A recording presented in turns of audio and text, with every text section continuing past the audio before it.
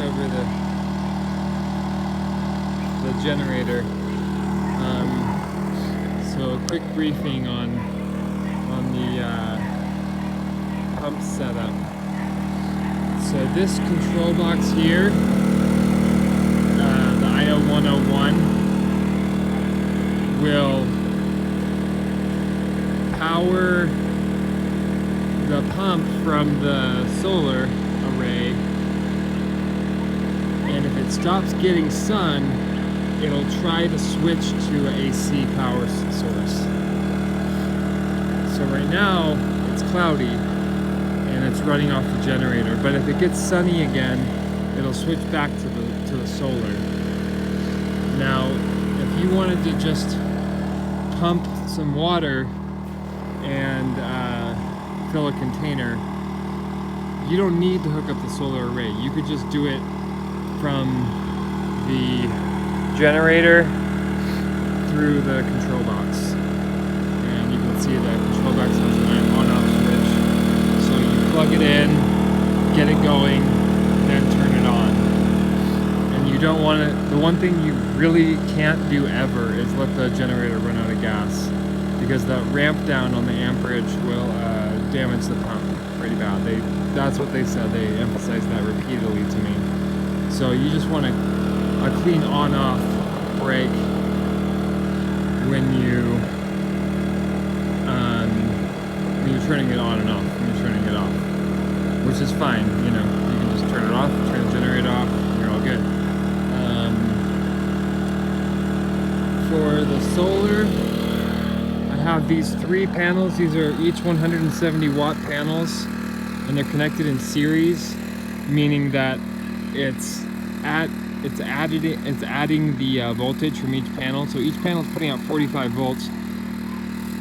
In series, they're putting out 45 times 3, so 135 volts.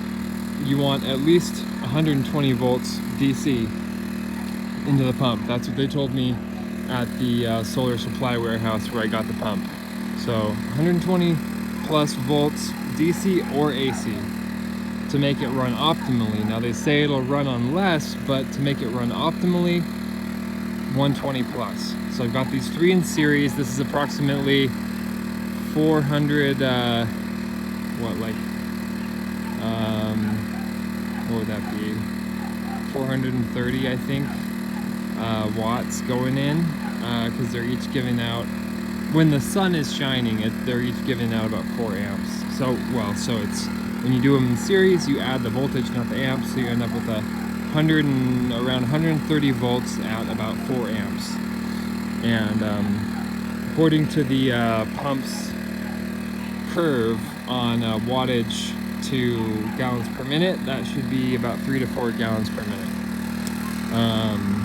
And that's off 3 of these panels. If you were to double it, you'd get up around 6 gallons per minute.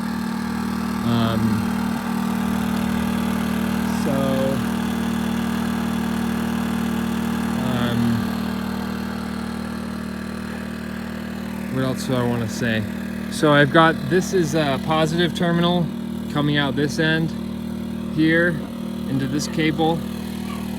This 3-wire cable, 2-wire plus ground cable, is then connected via the white to the negative output on this panel, and then